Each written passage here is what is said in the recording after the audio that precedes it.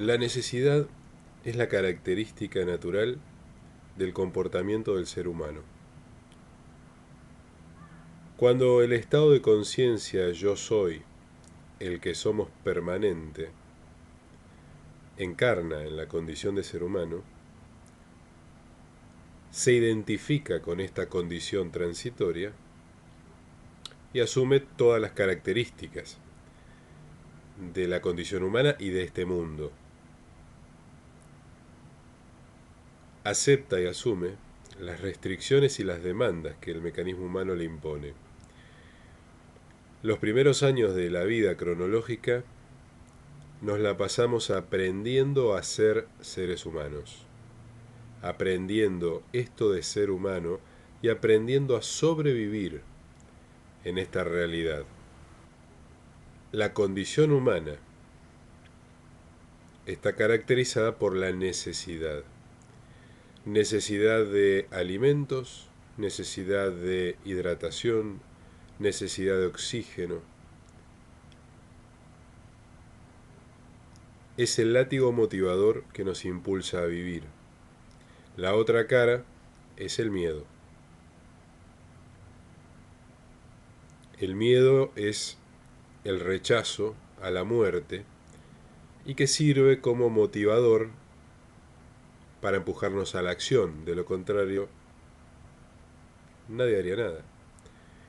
Si no sintiéramos la intensidad del hambre, no haríamos nada por comer. O haríamos muy poco. Estaríamos al límite.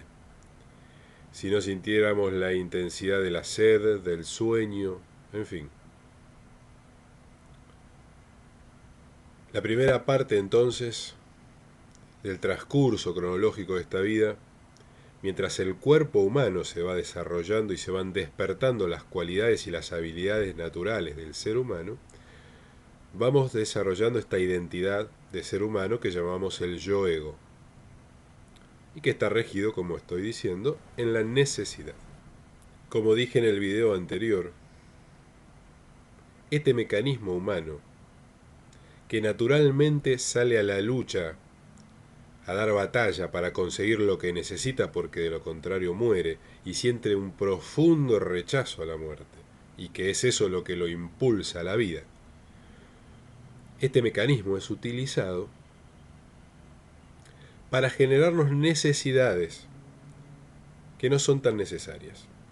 Y entonces nosotros aplicamos la misma reacción, el mismo programa de funcionamiento para conseguir esas cosas, esos estados que no tienen nada que ver con la supervivencia, pero a los cuales ponemos el mismo ímpetu.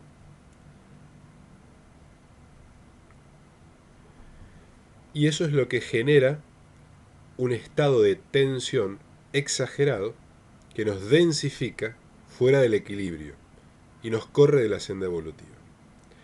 Entonces la pregunta es, ¿cómo lograr la supervivencia en este mundo sin quedar atrapado en el mundo? Sin pertenecerle al mundo como se nos ha dicho. ¿Cómo vivir en este mundo y hacer aquello que vinimos a hacer sin quedar atrapados en las trampas de este mundo? Es necesario aclarar que una sola vida, una sola encarnación, no es suficiente para aprender a vivir en este mundo, sin pertenecerle, sin quedar atrapado. Necesitamos muchas vidas para comprender lo que este mundo es, para comprender lo que la condición humana es. El estado permanente que somos, el yo soy, necesita muchas encarnaciones para asimilarse a esta vida y a la condición humana y manejarla. Y poder recién a partir de ahí cumplir el propósito más allá de sobrevivir. Para que exista continuidad y en cada nueva encarnación, en cada nuevo cuerpo y en cada nueva vida humana tengamos la posibilidad de ir sumando créditos, por decirlo de algún modo, a todo lo que vinimos haciendo, debe existir una vinculación entre cada nueva encarnación y todas las encarnaciones anteriores. Esa vinculación es lo que llamamos karma. El karma permite esta continuidad.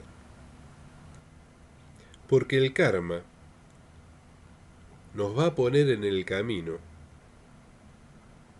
todo lo que va quedando inconcluso, todas las materias no aprobadas, todos los desequilibrios que debemos equilibrar para dar el siguiente paso.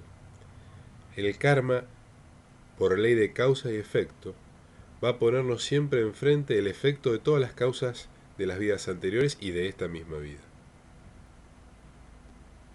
Gracias al karma entonces podemos darle esta continuidad a la vida. Continuando con la pregunta esta de cómo aprender a sobrevivir a este mundo, cómo desarrollar la identidad del yo-ego sin que el yo-ego sea un problema. Es decir, cómo desarrollar una identidad del ego equilibrada, que sea favorable al propósito de esta vida que es más allá de esta vida.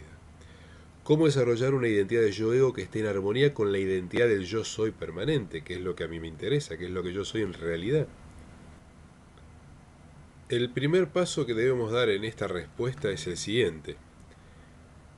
Debemos llevar una vida en este mundo como seres humanos sencilla, austera, lo más desapegada de necesidades y de deseos posible. Las necesidades verdaderamente necesarias para la supervivencia son pocas. Más allá de que las cosas indispensables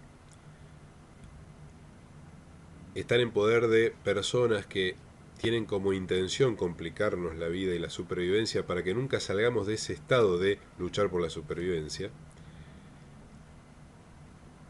nosotros debemos buscar la sencillez, la austeridad posible para sostener una vida digna, armónica, en equilibrio, que nos permita a partir de construir el propósito más allá de esta vida.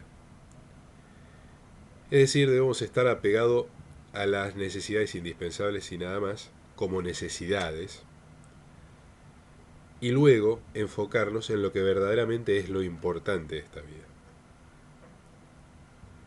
El enfoque debe estar siempre puesto en lo importante antes que en lo urgente, es decir, debemos focalizarnos en aquello por lo cual hemos venido a esta vida.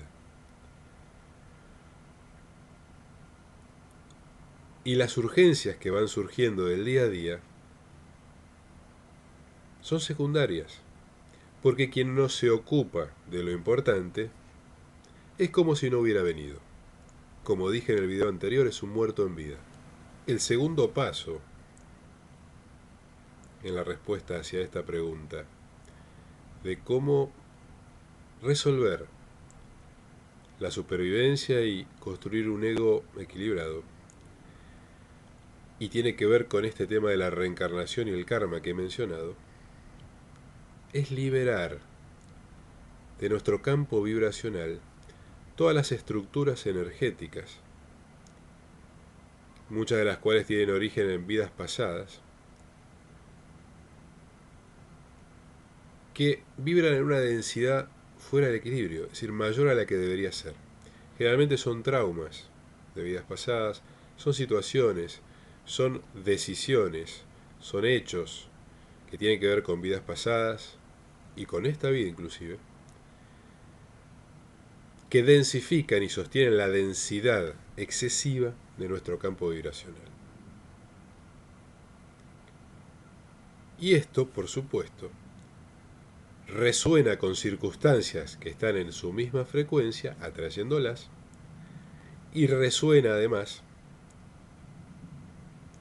con desequilibrios que se manifiestan también en lo físico, en lo orgánico, generando enfermedades. Algunas de ellas generadas incluido en la gestación en el vientre de nuestra madre, porque son estructuras energéticas muy densas de vidas anteriores que inmediatamente se manifiestan. Y esto es lo que muchos llaman karma, ¿no? Cuando, por ejemplo, un niño muy pequeño nace una enfermedad o muere, uno dice, si no tuvo tiempo de equivocarse o hacerle daño a nadie, ¿por qué la vida lo castiga? No es un castigo. Ese ser necesitaba esa oportunidad para saldar un karma, para compensarlo, para manifestar esa energía. Y además debemos comprender, para completar este ejemplo, que nada de lo que nos pasa a nosotros empieza y termina en nosotros. Todo lo que nos sucede en nosotros no tiene que ver solo con nosotros, sino con todos aquellos que están involucrados en eso. Con todos. Los que lo ven, lo observan, lo sienten, lo oyen, se enteran. Con todos los que están involucrados en un hecho, tiene sentido y propósito ese hecho.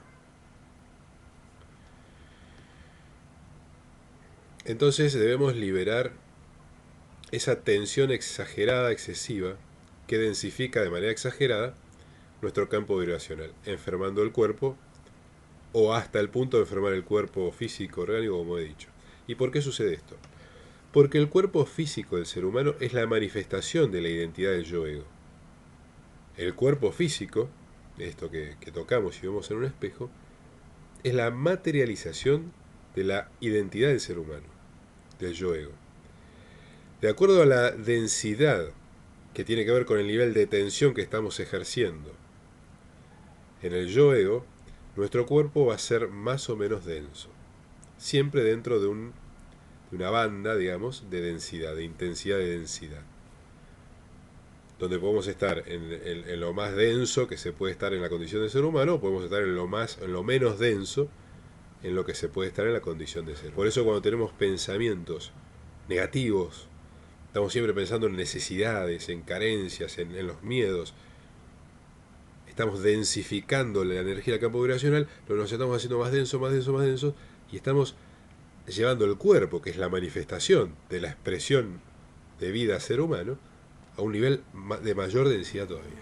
Entonces lo que debemos hacer es liberarnos de toda esa tensión que densifica para ir haciéndolo menos denso, más sutil. Sobran ejemplos de cómo la tensión que ejercemos desde el ego, desde esa necesidad de conseguir, de sobrevivir,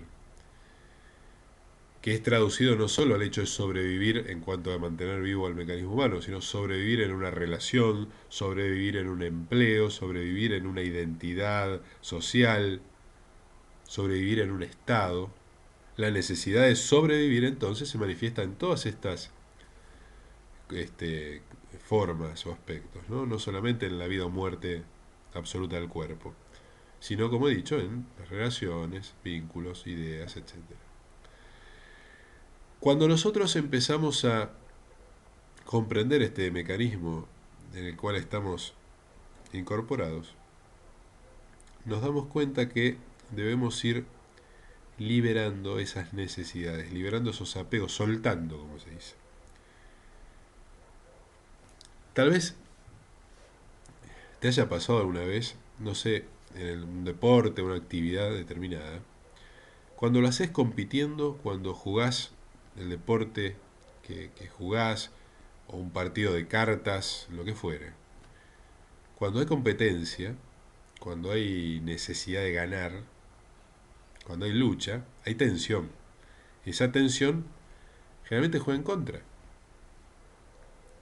Es conocido, es aceptado, es normal que uno juega muy bien cuando entrena o juega muy bien cuando juega por jugar a cuando juega, digamos, con la presión de tener que ganar. Esto de los equipos de fútbol, por ejemplo, cuando un equipo grande se enfrenta a un equipo chico y generalmente le cuesta mucho al equipo grande ganarle, porque tiene la tensión, la presión de ganar, tiene la obligación de ganar. Y el equipo chico como va a perder, porque generalmente juega suelto, distendido, con menos tensión y gana y sorprende. Bueno, esto es lo mismo. Entonces, ¿cómo hacemos para liberarnos de la tensión que nos densifica? Tenemos que hacer como el equipo chico.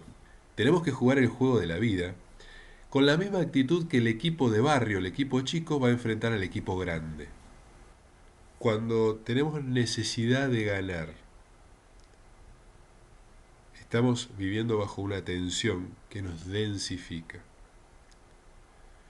Y tenemos necesidad de ganar porque tenemos miedo a perder. ¿Qué pasaría en un mundo donde nadie pierde. ¿Qué pasaría, cómo sería entonces un mundo donde todos ganan? Donde para que uno gane, los demás deben ganar. Donde para que todos ganen, cada uno debe ganar. ¿Cómo sería entonces el ego en ese mundo? Sería un ego distendido, con mucha menos tensión. Por ende, sería un ego menos denso.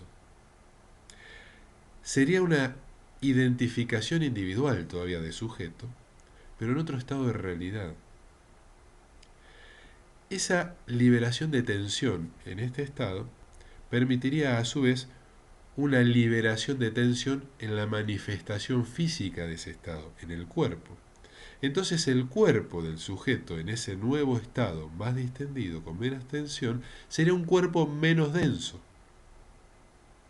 un cuerpo sutil, como se dice, cuerpo de luz. Para que nosotros elevemos la vibración, para que liberemos tensión, debemos reconocernos a nosotros en esas necesidades que nos tensionan de más. Debemos comprender cómo es el juego de este mundo y cómo es utilizado este mecanismo humano en favor de otros que no somos nosotros, que no es para nuestro bien. Pero esto es así porque así debe ser, porque debemos aprender, tomar conciencia de cómo es cada instancia de la evolución. Hace algunos días mi hijo de 9 años venía yo manejando el auto y me pregunta ¿por qué no tenía un auto mejor? ¿Por qué no compraba otro auto más grande, etcétera? Le expliqué que con el auto que teníamos estaba bien. Hace una reflexión él, como pensando en voz alta, y me dice o pregunta, o se dice a él mismo, ¿qué pasaría si todo fuera gratis? Y yo enseguida me detuve en ese comentario que él hizo. Y entonces esperé a ver cómo él lo continuaba. No quise interferir su proceso de comprensión. Entonces él continuó diciendo, seríamos todos millonarios. Y yo le dije, no, no seríamos millonarios. No habría más millonarios, ni habría más pobres. Cada uno tendría lo que necesita, ni más ni menos. En una realidad donde todo está a disposición, donde no hay lucha, no hay escasez, no hay limitación de lo necesario para vivir,